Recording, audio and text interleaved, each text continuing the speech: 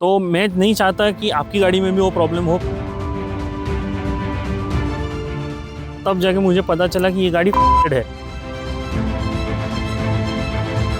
कि ये गाड़ी को मैं उठा के सर्विस सेंटर में डाल दिया, तो वो गाड़ी मत लेना।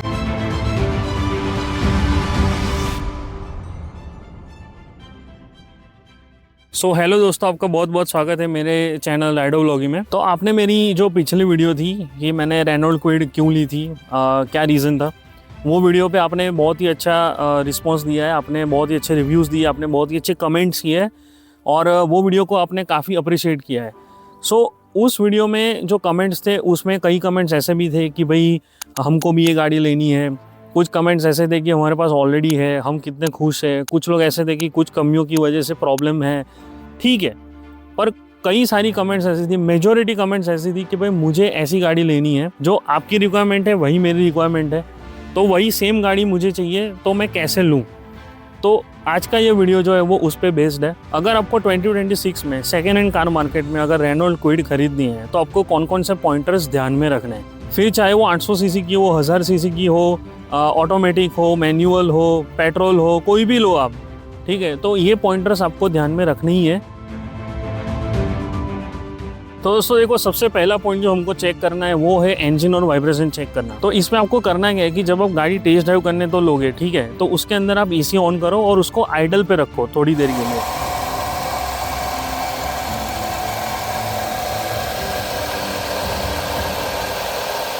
तो चेक करो कि वाइब्रेशन कहीं स्टीयरिंग तक तो नहीं आ रहा है, या तो फिर वाइब्रेशन से पूरी गाड़ी में कुछ पार्ट्स हिल तो नहीं रहे। और रही बात इंजन की, तो मेरा पर्सनल एडवाइस ये रहेगा कि आप 1000 सीसी वाली गाड़ी लो, अगर बजट अलाउ करता है तो, बिकॉज 1.0 लीटर वाली जो कार है वो एक्चुअली सिटी और हाईवे दोनों बेहतर तरीके से हैंडल करती है, आपको कभी भी अंडर पावर फील नहीं होगी वो। तो दूसरा पॉइंट ये है कि AMT कैसे चेक करें। देखो, मेरी गाड़ी जो है वो ऑटोमेटिक है, इसमें एक ही ऑप्शन आता है AMT ऑप्शन, ठीक है, तो वो आपको चेक कैसे करना है। सबसे पहले आप जब गाड़ी की टेस्ट ड्राइव कर रहे हो तो उसमें आप रिवर्स गियर करके देखो कि कहीं आपको झटके तो नहीं लग रहे हैं, कहीं झटके से गाड़ी रिवर्स गियर तो नहीं कर रही। और दूसरी बात, जब आप गाड़ी चला रहे हो तो उसमें गियर शिफ्टिंग तो होती ही है, जैसा कि मैंने आपको बताया था पिछली वीडियो में कि इसमें एक एक्चुएटर होता है जो गियर शिफ्ट करता है। जब वो लैग करता है तब कोई आवाज तो नहीं आ रही, वो भी एक बार चेक करो। तीसरी चीज ये चेक करनी है कि आपको ट्रांसमिशन लाइट तो नहीं दिखा रही। तो ये 3 चीजें आप चेक करो। अगर इन तीनों में से कुछ भी गड़बड़ लगती है तो प्लीज वो गाड़ी को मत लेना, बिकॉज AMT का जो एक्चुएटर होता है उसकी repairing cost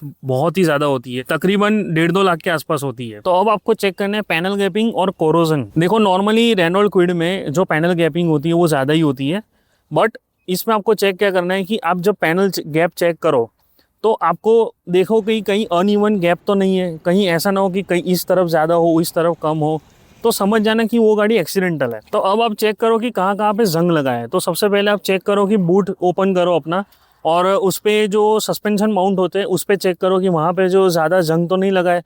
under body check करो, आपका जो डोर पैनल्स होते हैं वहाँ पे चेक करो।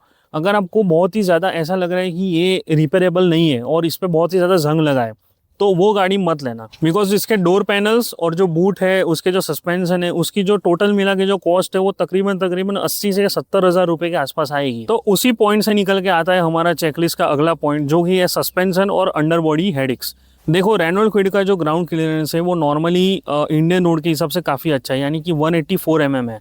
तो नॉर्मली लोग ऐसा करते हैं कि वो खराब रास्तों पर भी ये गाड़ी को दबा कर चलाते हैं। तो आपको ये करना है कि ये गाड़ी को मैकेनिक के पास लेके जाओ और उसको और अंडर बॉडी चेक करो कि कहीं पे ड्राइव शाफ्ट या एग्जॉस्ट पाइप या अंडर बॉडी कोई डेंट या कोई डैमेज तो नहीं है। और जैसा कि मैंने पिछली वीडियो में बताया था, इसका जो ऑयल सम्प है वो फाइबर का है, तो अगर उसमें कुछ प्रॉब्लम हुई तो उसका खर्चा भी बहुत ज़्यादा होता है। दूसरी बात, जब आपको सस्पेंशन चेक करने हो तो आप कैसे करोगे, जैसे कि आप गाड़ी टेस्ट ड्राइव कर रहे हो तो पूरा जो स्टीयरिंग है वो काट कर देखो। कई बार स्टीयरिंग मोड़ते वक्त आपको कहीं ठक ठक की आवाज़ या कुछ कट करके आवाज़ आती है कि नहीं, तो अगर वो चीज़ आती है तो समझ जाना कि ड्राइव शाफ्ट या सस्पेंशन का काम करवाना पड़ेगा। तो दोस्तों, अब जानते हैं हमारे लिस्ट का सबसे लास्ट पॉइंट, जो कि है पेपर वर्क चेक करना। देखो, आप कोई भी कार लेते हो तो तब आप पेपर वर्क तो चेक करते ही हो, चाहे वो नई हो वो सेकेंड हैंड हो। अगर सेकेंड हैंड है तो आप चेक करोगे कि RC बुक सही है, उसकी सर्विस रिकॉर्ड सही है, उसका इंश्योरेंस है कि नहीं, कोई चालान है कि नहीं। इसी गाड़ी में भी यही चेक करना है। लेकिन रेनॉल्ट का जो सर्विस नेटवर्क नेटवर्क है ना वो काफ़ी अच्छा है। ऑनलाइन किसी भी गाड़ी का आप सर्विस रिकॉर्ड निकलवा सकते हो। तो आप चेक करो कि इस गाड़ी की जो सर्विस है वो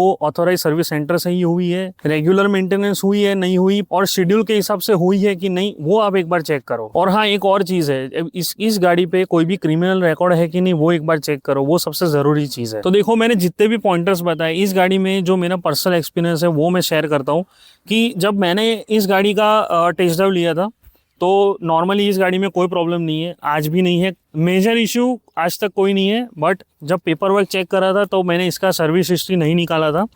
तो इसमें हुआ ये था कि मेरा एक दोस्त है, उसका नाम नहीं लूँगा मैं, बट उसने सर्विस हिस्ट्री निकाला, तब जाके मुझे पता चला कि ये गाड़ी फ्लडेड है। तो नॉर्मली लोग डर जाते हैं कि भाई फ्लडेड गाड़ी है और कुछ भी हो सकता है, इलेक्ट्रॉनिकली कुछ प्रॉब्लम हो सकती है। लेकिन अच्छा है, गॉड ग्रेस की अभी तक कुछ प्रॉब्लम नहीं हुई और ना ही मैं आगे चल के ऐसा कोई प्रॉब्लम चाहता हूँ। तो हो सकता है कि जब आप गाड़ी लो और आपको पता चले कि ये सारी प्रॉब्लम्स है, तो कई लोग नहीं लेते, कई लोग ले लेते कि भाई देखा जाएगा जो भी है। तो मेरा मानना ये है कि अब मैंने गाड़ी ले ली थी, उसके बाद तो मैं वापस नहीं कर सकता। तो मैंने किया ये कि ये गाड़ी को मैं उठा के सर्विस सेंटर में डाल दिया और पूरे हफ्ते तक वहाँ पे ये गाड़ी रही थी। उन्होंने सारा चेक करा, एक्सटीरियर चेक करा, इंटीरियर चेक करा, इंजन के सारे सेंसर्स वगैरह चेक करे, लैपटॉप जो लगा के चेक करते हैं वो सारी चीज़ें करी, और उन्होंने मुझे समझाया कि इस गाड़ी में नॉर्मली कोई प्रॉब्लम नहीं होगी, आप चलाओ बिंदास, कोई नहीं होगा। तो तब जाके मैं थोड़ा शांत हुआ। बट जो सेलर था उसने तो मुझे नहीं बताया, तो के साथ भी ऐसा हो सकता है। तो एक बार सर्विस हिस्ट्री जरूर से निकलवा लेना। देखो, मेरी गाड़ी फ्लडेड है, हो सकता है कि आप कोई गाड़ी खरीदो और वो एक्सीडेंटल निकले, उसका कुछ मेजर पार्ट्स डैमेज हो गया, उसके पार्ट्स ना मिले हो, या तो फिर उसने service centre, authorise service centre के अलावा कहीं बाहर से रिपेयर करवाया हो, तो उसने कुछ जुगाड़ वुगाड़ लगा के रिपेयर कर दिया हो। तो ये सारी चीज़ें फ्यूचर में प्रॉब्लम कर सकती है। तो ये सारी चीज़ों का ध्यान आप ज़रूर रखिएगा। तो दोस्तों, मैंने अपने सारे पॉइंटर्स बता दिए कि आपको क्या क्या चेक करना है, और मैंने अपना एक पर्सनल एक्सपीरियंस भी बता दिया है कि मैंने जो गलती करी वो आप ना करो। तो अब इस गाड़ी को आप कितने में ले सकते हो वो मैं आपको अगर बताऊं तो देखो, 2.5 लाख से 3 लाख के बीच में आप ये गाड़ी ले सकते हो। मेक श्योर करो कि एक अच्छा बजट रखो, और इस गाड़ी को मुश्किल से आप 3-3.5, मैं बोलता हूँ ज़्यादा से ज़्यादा 4 लाख में आपको एक अच्छी रेनॉल्ट क्विड मिल जाएगी। और ट्राई करना कि इसका 1.0 लीटर वाला वर्जन ही लो। 800 सीसी इतनी प्रैक्टिकल नहीं है जितनी 1.0 वाली है। और उसके अलावा जो प्राइस है वो डिपेंड करता है कि आप मैनुअल ले रहे हो, ऑटोमेटिक ले रहे हो, कौन सा मॉडल ले रहे हो, बेसिक ले रहे हो, क्लाइंबर मॉडल आता है वो ले रहे हो, आप कौन सा ले रहे हो उस पर भी डिपेंड करेगा। तो मेक श्योर करना कि आप अपने एंड से अपनी रिक्वायरमेंट के हिसाब से आप क्लियर हो। और देखो, दूसरी एक ज़रूरी चीज़ मैं आपको बता देता हूँ, अभी इथेनॉल की वजह से बहुत सारे प्रॉब्लम्स हो रहे हैं। देखो, E20 अभी आ चुका है, इथेनॉल 20% मिल रहा है, पेट्रोल 80% दे रहे हैं, लेकिन 20% से बहुत सारी गाड़ियों में प्रॉब्लम्स हो रही है अभी। तो मैं नहीं चाहता कि आपकी गाड़ी में भी वो प्रॉब्लम हो फ्यूचर में। तो अभी तो फिलहाल E20 पॉज पर है, यानी कि आगे E30 अभी नहीं आने वाला, या तो फिर अभी पॉज पे, कब आने वाला उसका कुछ अभी फिक्स नहीं हुआ। तो मेक श्योर करना कि 2023 के बाद का जो मॉडल है वही लो, बिकॉज 2023 के बाद वाली जितनी भी कार है वही E20 कंपेटिबल है। देखो, मेरी जो गाड़ी है वो E10 कंपेटिबल है। तो हो सकता है आज नहीं तो कल कुछ ना कुछ प्रॉब्लम आए पेट्रोल की वजह से, बट मैं रेडी हूँ कि अगर कुछ आता है तो मैं देख लूँगा।